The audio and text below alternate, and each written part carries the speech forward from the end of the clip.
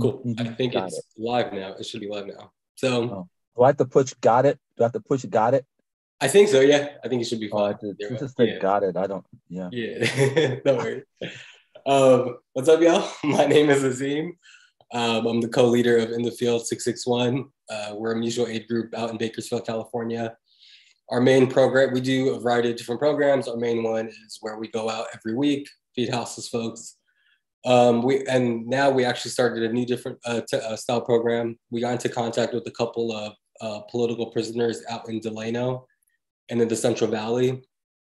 And we've been in contact with a few of the organizers, and we're trying to build relationships and community with folks that are incarcerated. And one of the biggest asks they've had for us is for us to have folks sign their petition for restitution.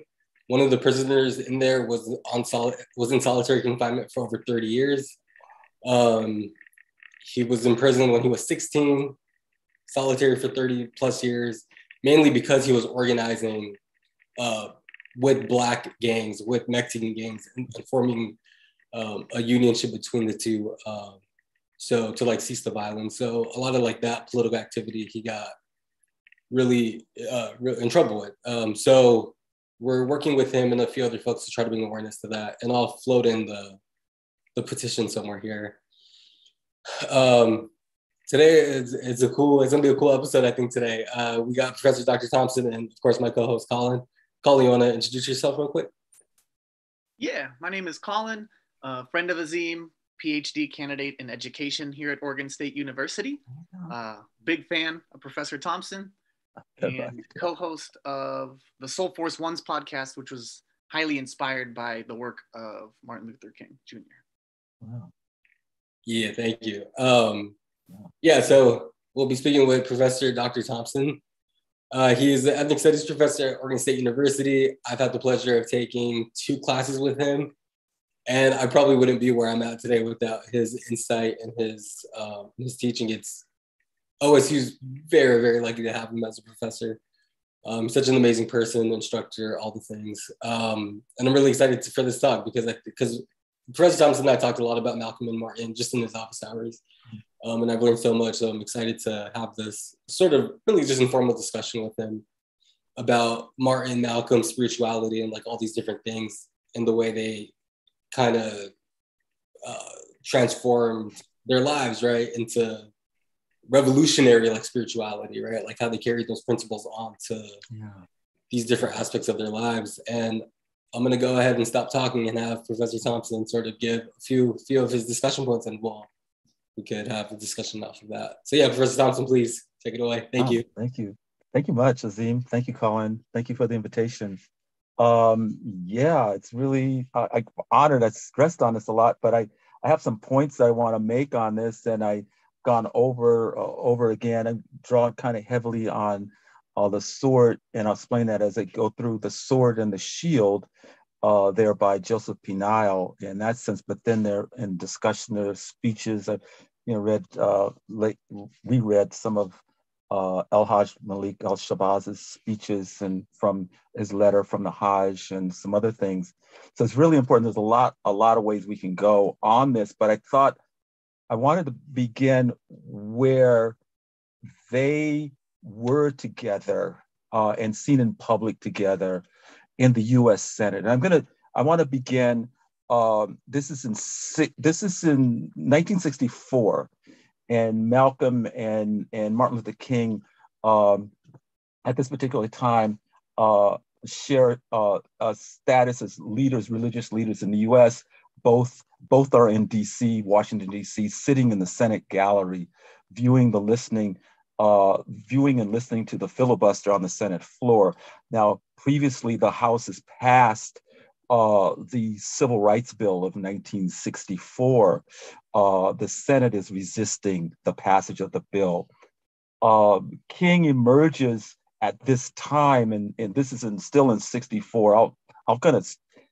These are, I haven't really done I've just got notes and bullet points. So King emerges in 64 as the most well-known leader of the big six, as they were called, the Urban League, the NACP, and those sorts of groups. So he's kind of the head of that, the civil rights organization. And King exemplifies or personifies the struggle for racial justice, civil rights, and Black citizenship in the nation. And I'm going to emphasize things, italicize and underline certain things, because I think they're really important in terms of looking at and give us points to spring off of in terms of discussions. So Malcolm, on the other hand, in this same setting in the gallery there, listening to these senators try to talk down and argue down the filibuster, the Civil Rights Bill, and also we should be mindful of the argument around the Voting Rights Act that's going on in the filibuster that happened just recently. And I'll talk about that later. But Malcolm, on the other hand, stoked fear and surprise and bewilderment among the journalists and spectators there in 56, from 1956 to 1957 to 63. Malcolm served as the national representative for the Nation of Islam, the NOI, the controversial religious group whose defiant resistance against white supremacy gained them both a large following in the Black community and fear and submission among white Americans. The NOI forbade, and this is going to play a key role. This is where we are starting, and we'll talk about it, a key role that Malcolm is going to explain to a group in an interview just before his death, the Young Socialist, just before his death. It's a really an important interview that he did. So anyway, the NOI, Nation of Islam, forbade members from actively engaging in political demonstrations, and Malcolm rejected these rules and inserted himself into the Black freedom struggle on his own terms. And it is in Washington, 1964, where he set out on the mission to establish his political independence.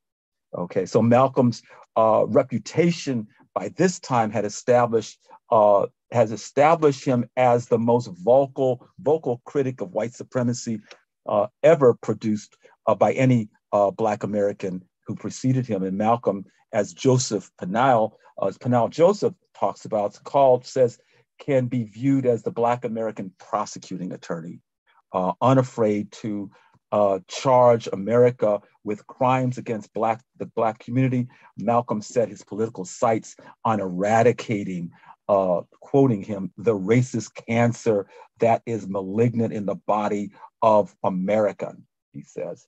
So Malcolm's as a political renegade, as Peniel would say, was unafraid to identify nothing less than the radical transformation of the political and racial status quo in America. So Malcolm's commitment, though, is interesting here, a commitment to on the Civil Rights Bill. He says, well, you can't legislate. He said, goodwill. That comes by education there.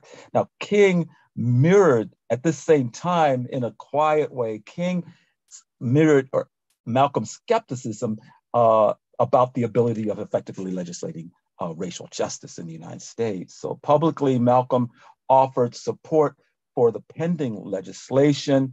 And it is at this moment where he sort of comes out as the national Black leader, civil rights leader, or Black nationalist leader, I should say, in an article headline, Malcolm X, in terms of backs the bill. And that's in the New York Times of the day there. So Malcolm at the same time was going on and kind of play this and looking at how where Malcolm would go one way and King goes another way. Malcolm characterized King's access to senators and even to the president as being a political insider captured by reformist impulses. But in reality, as Joseph states, he railed against the economic injustice and viewed nonviolence as a muscular and coercive tactic with world-changing potential. That's King in that sense. So it's interesting in that point where he is. So King vowed to convince the nation with, as he would say, words and deeds. You know, it's kind of interesting. He's coming, and it's very interesting. We may get into it and go through his Crozier Seminary, and then at Boston U, and then his position and his kind of stance, his definitely stance. It'll be interesting because he has this, you know, Malcolm has a stance on Christianity, and then Martin has a stance on it, and the preachers, and they're not that far apart actually. In some ways, it's very interesting. So anyway, their brief meeting, according to Joseph, gave way to a rapport and aided by a mutual understanding of Black culture, their shared role as political leaders who doubled as preachers, and the rhythms of the common love for Black humanity and the yearning for Black citizenship there. So the mythology around the legacies of Malcolm and Martin King was most comfortably portrayed as a nonviolent leader, and Malcolm is characterized as by any means necessary political renegade. And the relationship, even in the short meeting, defies, as what Joseph would say, the myths about their politics and their activism. So by March 1964, both men were experiencing remarkable political transitions. Malcolm pivoted into lobbying. It's a very interesting thing that he did. It kind of seems contradictory in a way, but I had to go looking at it again.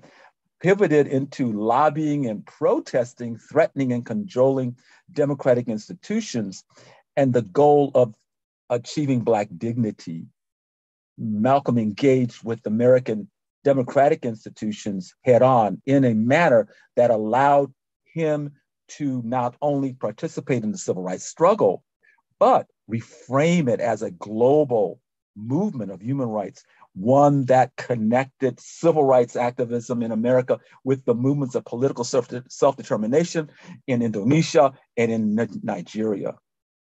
King's reputation, on the other hand, swelled as the movement he came to sort of embody and personify expanded beyond his full comprehension and his ability to control. His long-standing apprehension of relationship between the racial equality and economic justice that what the March on Washington had unknowingly called jobs and freedom remained thwarted by a nation that refused to contemplate high price of racial justice. And especially, as Joseph would say, who might pay the cost in privilege, power, and standing, wealth, and prestige. So King's candid discussion on violence, as he called realism. So he has a way of talking and speaking in terms of, as Pinal Josephs talks about, this realism. Well, there's violence dealing with, for instance, as he says, Joseph would say, for King, realism produced the sweet spot between aspirations and racial justice and the contemporary reality of scarred by Jim Crow. So the passage of the Civil Rights Act was July 1964, and announced legal end of racial discrimination in public accommodation and publicly owned property. The bill also ended the practice of diverting federal funds towards segregated facilities, including schools. At the point,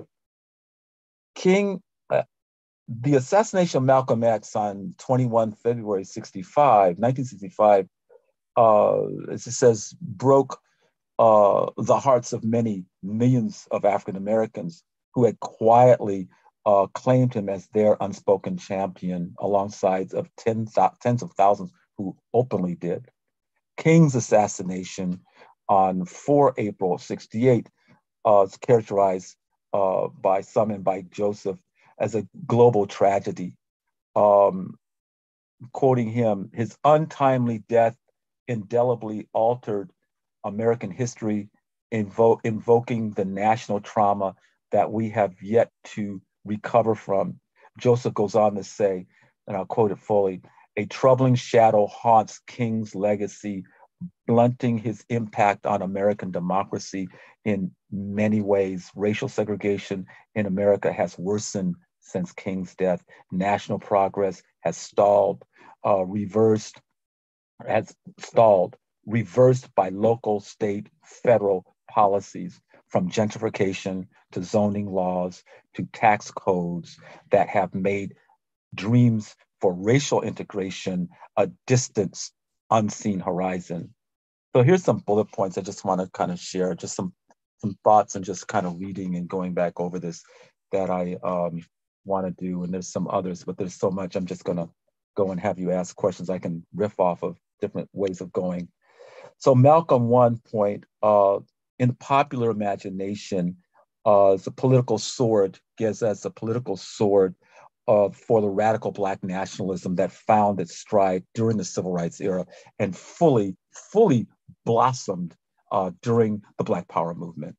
King, in contrast, viewed as the guardian of the nation, his shield prevented what Peniel would call blood-soaked era from becoming even more violent, more blood-soaked. And King displayed passionate empathy for both sides in that sense of the nation's racial divide. King, raised the philosophy of nonviolent shield against the humiliation, poverty, and violence of American Jim Crow in that sense. So Malcolm bonded with his audience, looking at through confessional admissions about his youthful moral failings and his righteous anger and indignities that were given that he suffered through Jim Crow. Malcolm is as the prosecuting attorney, if you will, for Black America, bringing charges against American white supremacy and its violence done to Black people. Malcolm believed deeply in the intrinsic value of Black life, even when African Americans themselves didn't want to believe in it. This is where I wanted to go initially with this kind of faith thing that I did, and that's going to be my own thing. I'm going to just develop that. That's my own, because now I'm just kind of doing some things and going over some other things I kind of learned and relearned. Actually, we can talk about that, but I think that part is well worth looking at, and maybe we can discuss a little bit on that, what that might mean. So anyway, King, the nation's, if you will, as Peniel would say, the chief defense attorney on both sides of the color line, but defending Black humanity to whites, convinced African American audiences to embrace those architects of racial, nonviolence, moral jujitsu, and so on and so forth, that kind of thing, oppression. Those architects of racial oppression could lead to a transformed world and contoured by racial justice. King was cultivated in the Black church and deployed religious language in political sermons to that elevated the struggle for racial justice into the moral issues of the 20th century, which he would pick up more and more in Crozier in Pennsylvania. So Malcolm found faith in two distinct forms of Islam. It's very important to know this, that gave him personal strength to match his political convictions. He embraced the language of street speaker, from the learned griots and intellectuals on the corner store hustlers to offer an unvarnished. This is what I find. I think some of the difference between Malcolm provides an unvarnished portrait of institutional racism and white supremacy and racial violence. He's forcing you to look into the mirror of truth, the deforming mirror of truth, to see yourself in that sense. Early on, according to Joseph, the two diverge on the source of racial oppression, with Malcolm focused on systemic patterns of racial injustice. King attuned to racism's invidious damage to the heart, mind, and souls, in that sense. So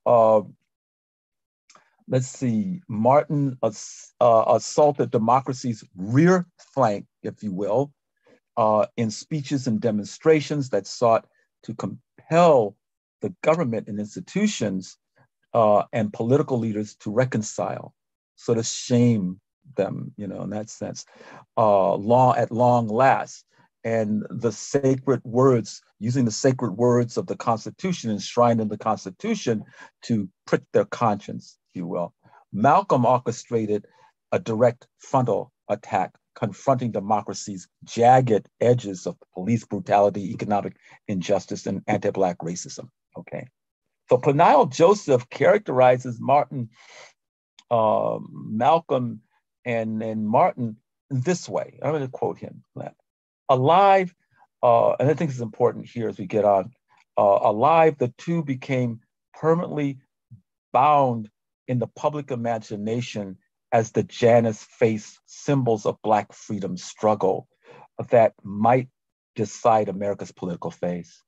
In death, they became sanctified political martyrs, fallen historical icons and saints whose followers called them simply Martin and Malcolm, end quote. So Malcolm and Martin found common ground. This is important. They found common ground in understanding the global nature of racial struggle. And Martin will find this a little later than Malcolm. Malcolm was on it from the beginning, actually. In a way, we can talk, it's a little more refined, it's a little more nuanced. I've found just reading and relearning and disabusing myself and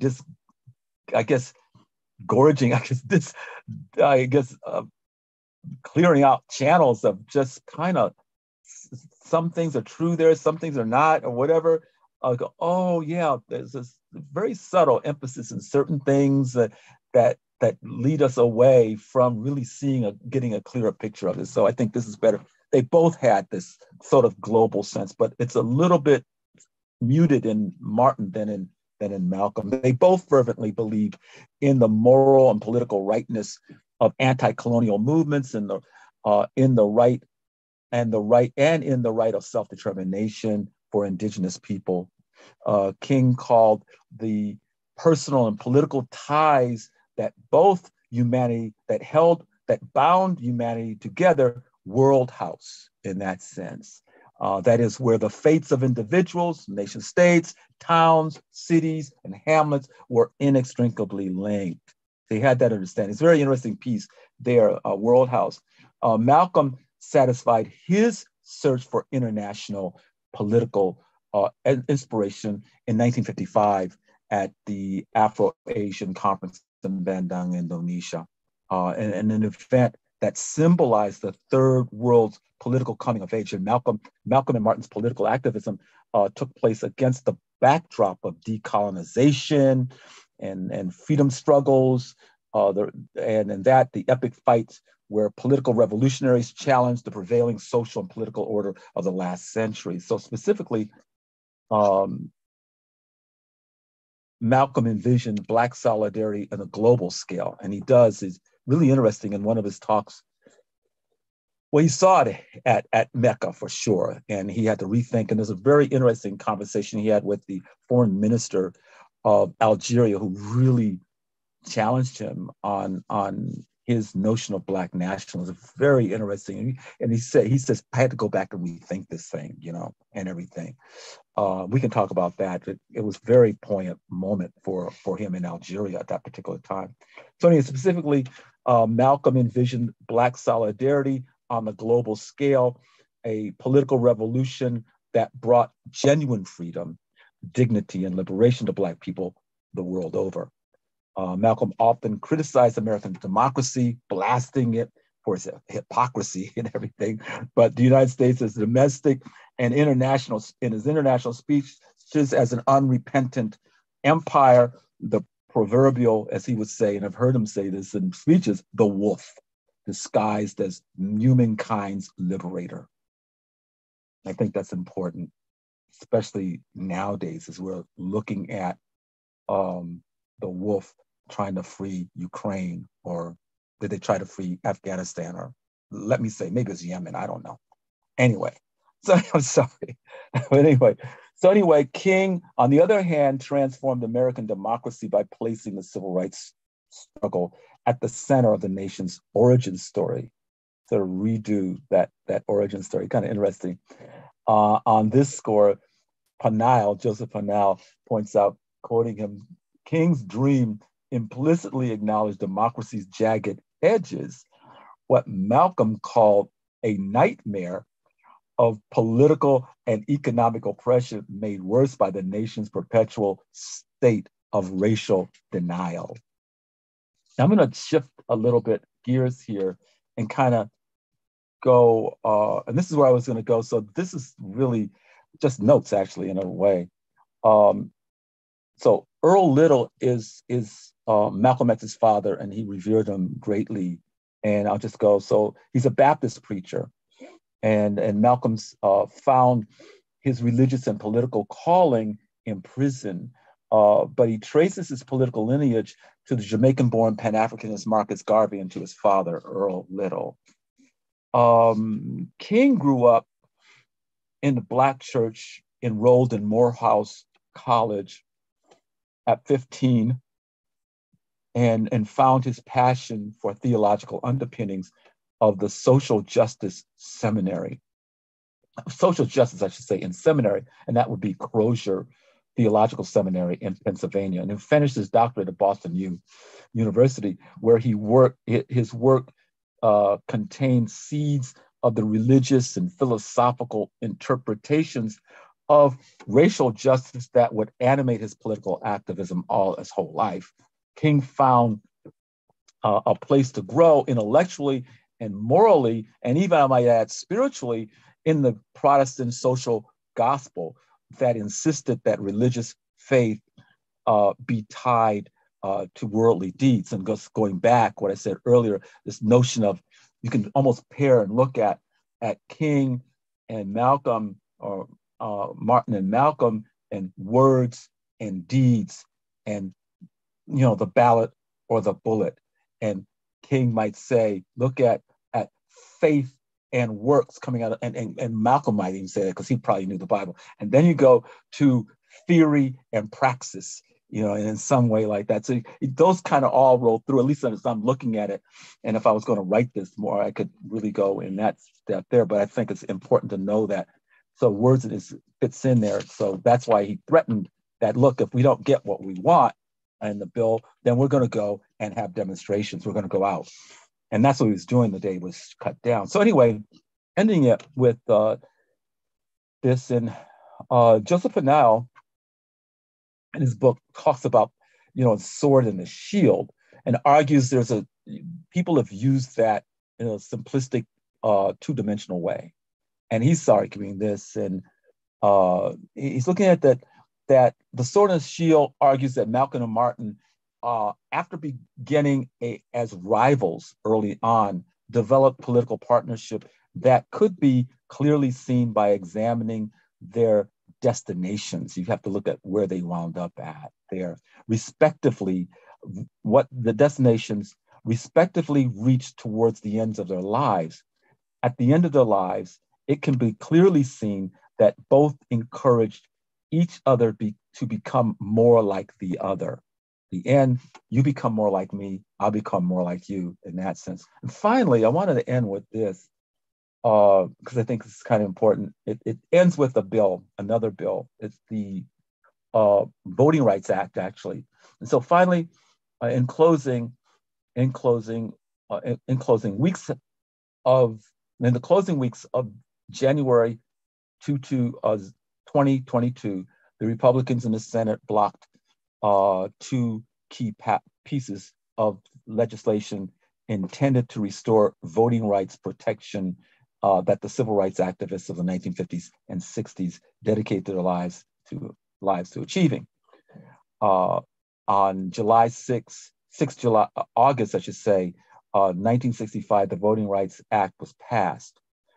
In July 2013, the Supreme Court gutted two provisions of the 1965 Voting Rights Act in there. So I'm going to end it there. And so I thought I'd begin with something with Civil Rights, the Voting Rights Act, or the Civil Rights Act, and then end it with the Voting Rights Act, because all of them are under pressure right now. So anyway, yeah, so I don't know.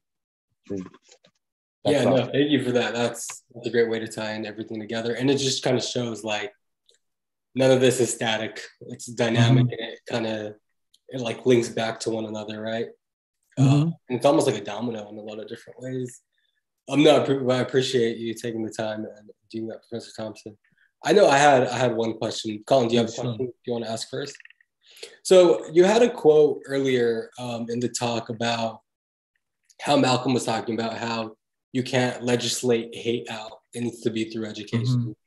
And it's really interesting because you're seeing these bills in different cities, counties, like anti-critical race theory bills, what they call critical race theory, at least. Can you talk a little bit more about that and how that's almost like proving Malcolm right in a lot of ways, right? Like they don't want to talk about the history because it's so damning, right? Yeah, no, I think it does. It thought that's why I hit on it, and I'd actually gotten a note from my former professor at UC Santa Cruz, and I initially thought, oh, this would be really nice, but and I looked at his article again.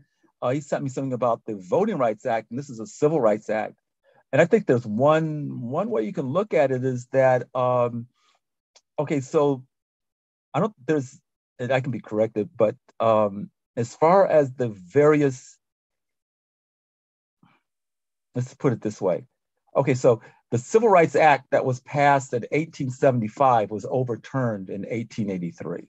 Okay, so a bunch of years, decades go by, and now there's this big fight and kerfuffle over Voting Rights Act and Civil Rights Act. The Civil Rights Act comes first in 64, and then the Voting Rights Act comes first. Yeah, I think, yeah, you're right. It does prove the point of the, and there's other things you can read. I just put some stuff in here just to get going, get this in that sense.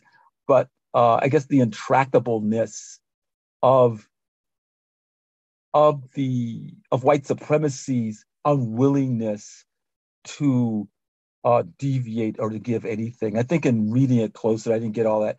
It's a fight. The whole point of the filibuster in 64 is there's a major fight going on around the Civil Rights Act that comes after the assassination of Kennedy, but really there's a lot of movement around the 16th Street Baptist Street bombing that occurred, and all that. And remember, also understand, there wasn't one movement, no movement at all after the big, March on Washington. The 250,000 well-behaved Black people were out there, jobs and freedom and the signs and everything like that.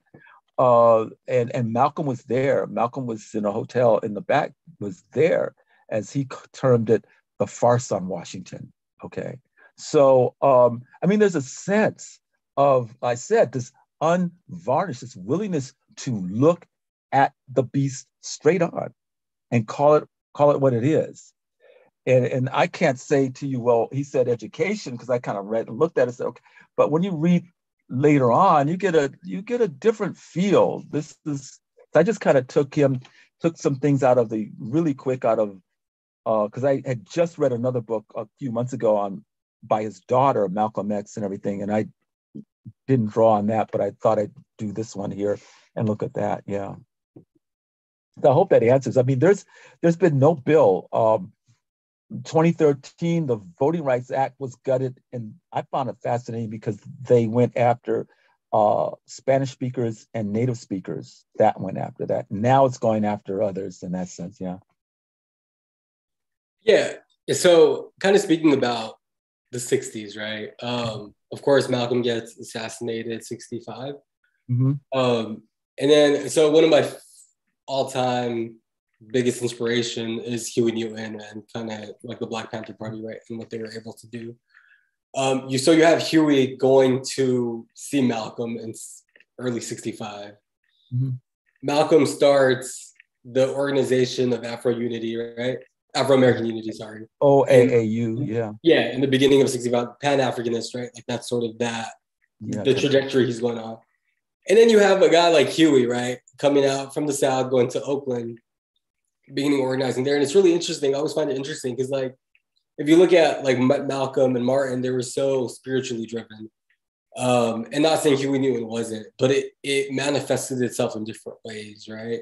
Because I mean, the 10-point program that the Panthers have is modeled after the Nation of Islam's 10-point program, right? They just called it something different. So it's really interesting how the thread of like that spirituality from at least Malcolm seeped its way into a person like Huey Newton out in Oakland. I don't know where I was going with that, but I don't know if you have any thoughts on sort of like... I can kind of hear some things because I think one of the things that Huey Newton's comes from, his father's a preacher. He comes out of that background. Right. Okay, his father's a preacher.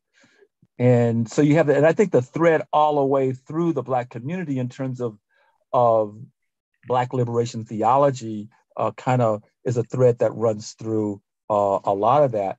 I can't say I'm not really a Newton, I haven't done anything recently in that sense, in that vein. But I think, you're right. In terms of, let me see if I can remember, Carl. That's why I'm afraid to say anything, because I had a conversation with, I think I've heard, I don't know if it was through interview what I had with Bobby Seale a number of years ago, or something I read where there was there was some kind of rejection of the church or rejection of that kind of religion in a sense. But later they recanted. They thought, I was interviewing him for a book project that I was on in his house in Oakland. And so he, I think he mentioned something about not the regret, but that was a mistake to kind of leave the church, the religious people out. Because that was a draw. That was a place in which you have a lot of strength and you get more folk, or, that kind of thing like that. So there is, I'll put it like that. Yeah. I mean, like the church is such an important institution, right? That's when they started their free breakfast programs, right? It was run out of churches at first, right? And that's something that I always love, because like I am a very religious and spiritual person, or at least I try to be, following Islam. So I always, because they have so much power, right? These like different religious institutions, whether it be churches, mosques, whatever it may be. And you kind of saw that with Martin and Malcolm, right? Like how much support they could get through this thing and how liberating it can be, right? Yeah. And even the Nation of Islam, I know they're like corrupt and all that, but like they were able to create such a huge movement, right? I think the FBI's biggest file was on Elijah Muhammad, like not even on Malcolm or Martin. So the power structures see that that's a power structure, right? And they have to go ahead and corrupt that power structure. So that there's this tension in this relationship between the two. I think, Colin, you have a question? Sorry. All right, you go. Yeah, no, I think a young Martin critiqued the church, Christianity, pretty heavily, and the preachers that he was around, the Black preachers in that sense, and actually he and his father were at loggerheads because his father was a devout capitalist in that sense. I mean, some of the things that his father, it's kind of interesting because there are certain common things that are really important in both of them in terms of their, if you want to see their spirituality, you would think that one who was transformed, a lot of times you change your name or something changes about you. One of the things that's significant about that is to change your name. And so I want to kind of bring this in a little bit, and because I can't say too much about the Panthers and that a lot, and I'd have to go back and think about it. I don't want to speak out of turn with them. But I think yeah, there is something to it, that there are a lot of currents that were always running through at that time. And remember, by the time King is cut down, a lot of the leaders are cut down. Malcolm and other folk are out, that kind of thing like that. And then there's this other things going on probably at that particular time where you're getting co-optation. And there was, and it comes out in writings of co-optation of Black leadership in the church there. And that's been documented and talked about there. So that happened and people rejected that. I mean, people said, and that might be the reason why. It's like, I think you're right in terms of that's, like throwing the baby out with the bathwater in terms of spirituality and that. But King's father was an ambitious man, and so he goes on a major international Baptist meeting to Berlin, and somewhere in that time of because King's birth name, Senior and Junior, is Michael. He's born Michael King Jr., Michael King Sr., okay? And he goes and comes back and he changes his name legally to Martin Luther King Sr. And then Martin's name is changed when he's 5 years old, to Martin Luther King Jr. And his father marries a prominent daughter of the one of the most prominent preachers in Atlanta, and becomes, this big Ebenezer Baptist Church and all this stuff. But he's like Malcolm's father. He's a race man. He's about racial justice for Black people. He's about, he's critiquing it, but he's also kind of a little bit of a Booker T. Washington. It's kind of a bit of a, don't worry, it's kind of interesting, complicated in some ways. So it's in that place that Martin, as elite, he is a kind of elite Black person in a Black suburb. And he makes early critiques on capitalism, on sort of the corruption or the issues with Black preachers. And so it's kind of fascinating there. And then later, much later, you got Malcolm, who goes to the Hajj, and his name is changed. He changed his name to El Hajj Malik Shabazz. So yeah, I don't know, just kind of thinking aloud there, but yeah, let me come up with a question. I had a lot of different things, but now they're just kind of evaporating because I had whatever. Yeah, let me see. I can get my. That's totally fine. This is good. My book here. It is important, really just in case I need to draw on anything. God. Colin, you have a question? No, Colin has a question? Azim, you were in like the middle of a thought there. No, I was just thinking about like these transformations that these two men made, like it's I think it goes to like a broader point of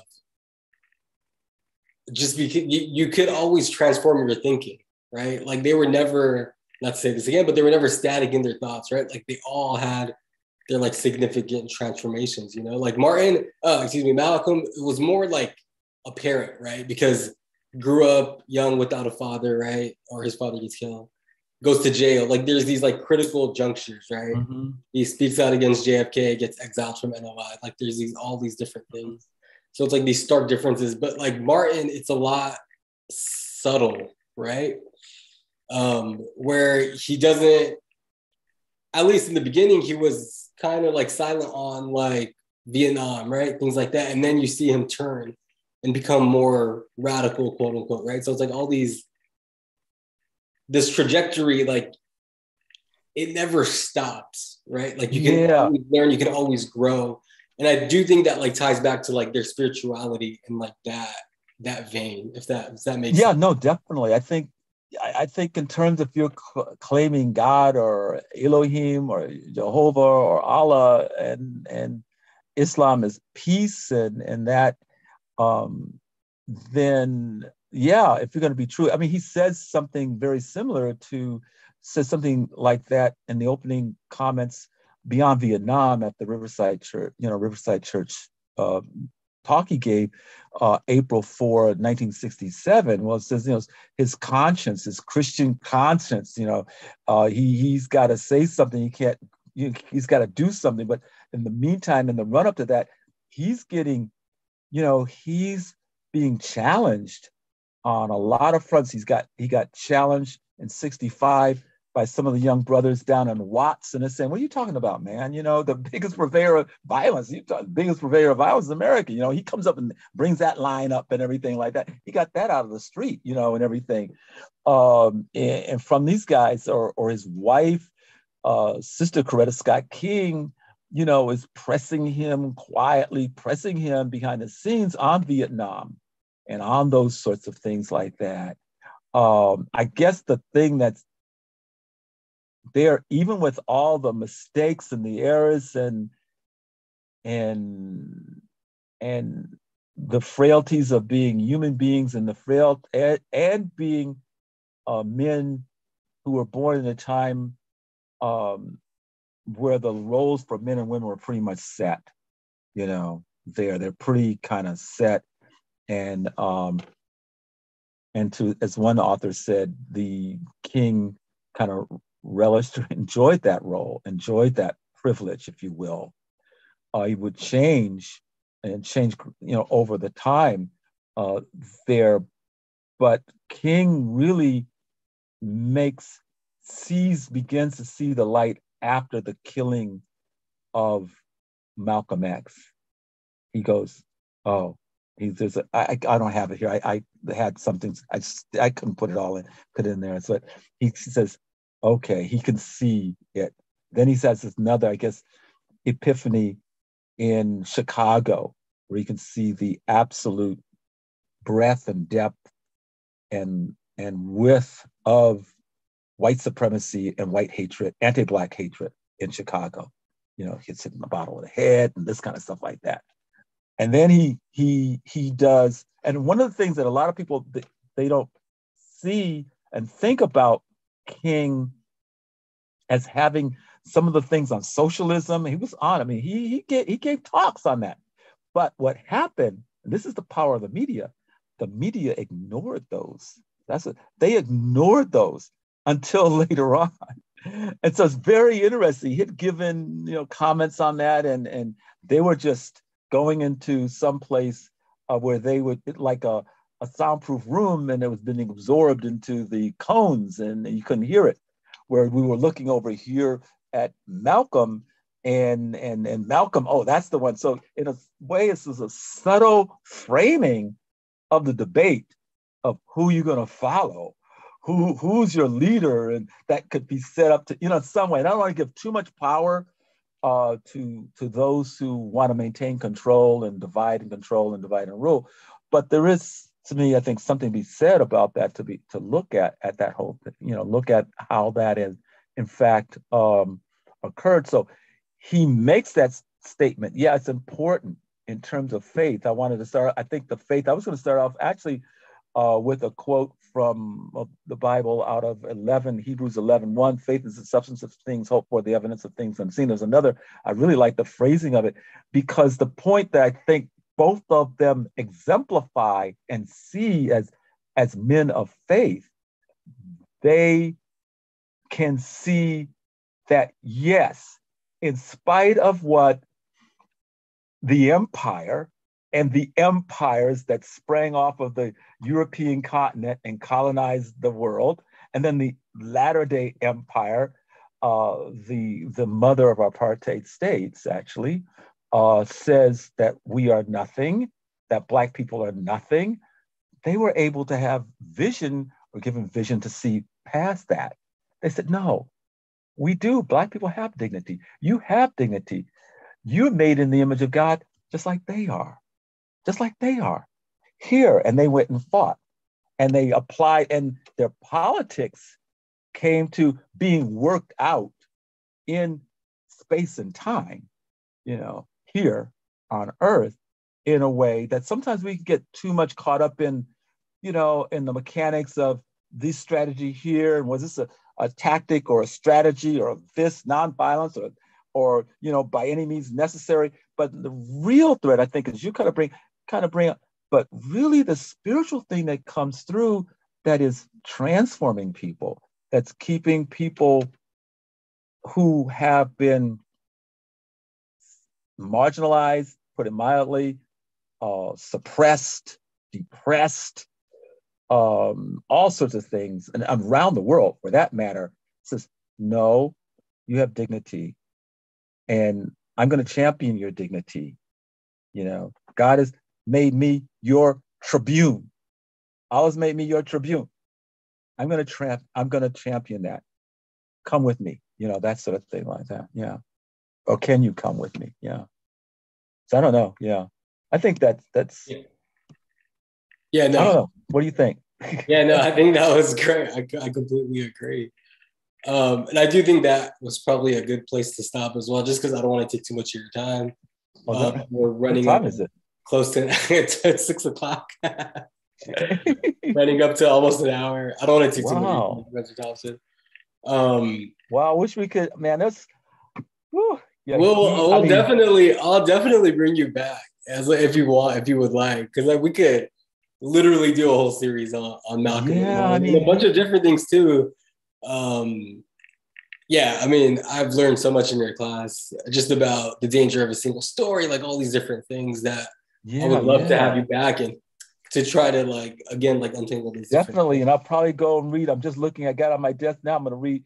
Look at. I think it might be in Bobby Seale's book. I got it here, The Lonely Rage, where he writes that book after the assassination of King, and it's in there. I think he may have talked to me about that and why he did that, and the killing. And they were actually, in some ways, at least on Bobby Seale. I don't know about you.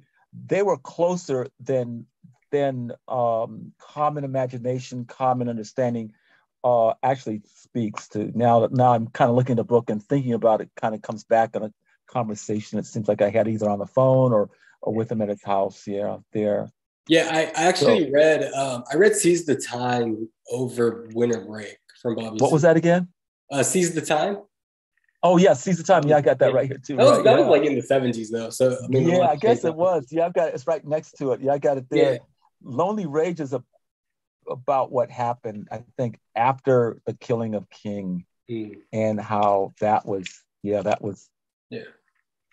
very, that was an important point for him.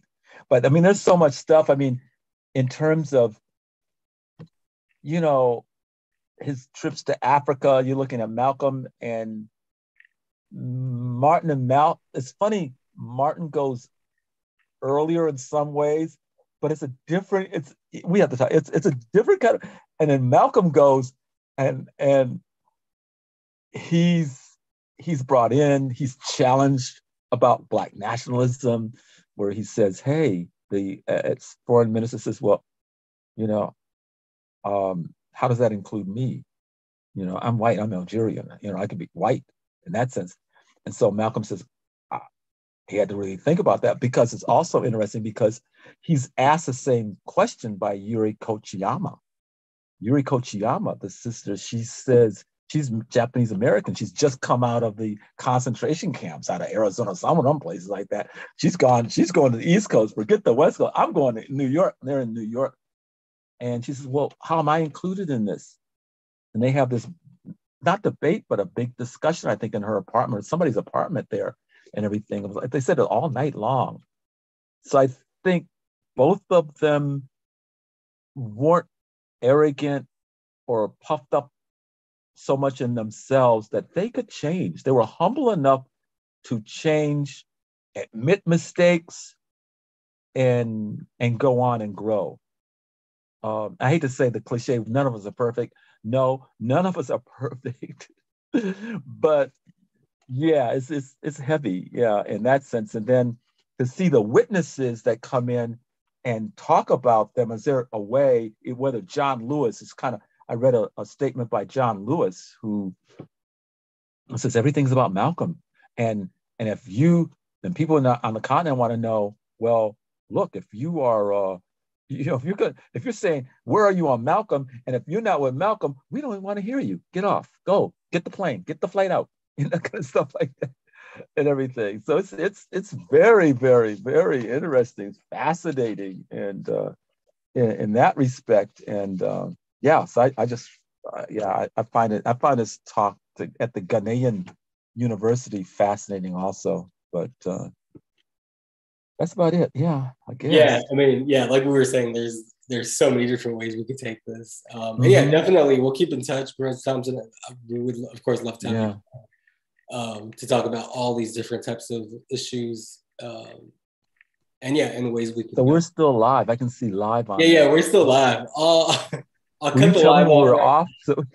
I'm gonna cut the live off right now. But yeah, I appreciate you taking the time, Professor Thompson. Thank you so much.